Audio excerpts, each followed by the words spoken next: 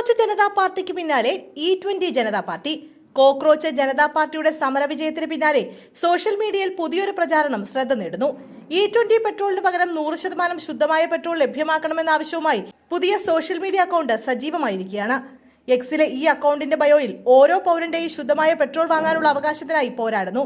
ഉപഭോക്താക്കൾക്ക് അവരുടെ വാഹന ടാങ്കിലേക്ക് എന്ത് ഇന്ധനം എത്തണമെന്ന് തീരുമാനിക്കാനുള്ള അവകാശം വേണമെന്ന ആശയമാണ് പങ്കുവച്ചിരിക്കുന്നത്.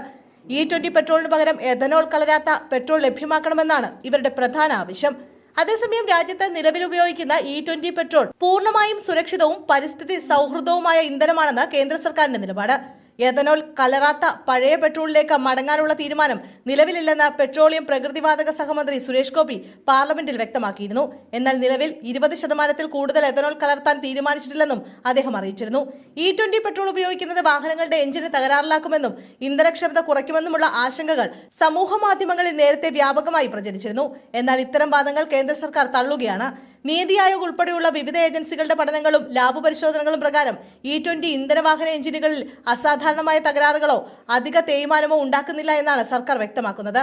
രാജ്യത്തെ പ്രമുഖ വാഹന നിർമ്മാതാക്കൾ സർവീസ് ചെയ്ത 2.84 കോടി വാഹനങ്ങളിൽ എഥനോൾ കലർന്ന ഇന്ധനം ഉപയോഗിച്ചതിനെ തുടർന്ന് എഞ്ചിൻ തകരാർ സംഭവിച്ചതായി ഒരു പരാതിയും ലഭിച്ചിട്ടില്ല എന്നാണ് കേന്ദ്രത്തിന്റെ വിശദീകരണം. ഇരുചക്ര വാഹന നിർമ്മാതാക്കളും സമാനമായ അനുഭവമാണ് പങ്കുവയ്ക്കുന്നത്.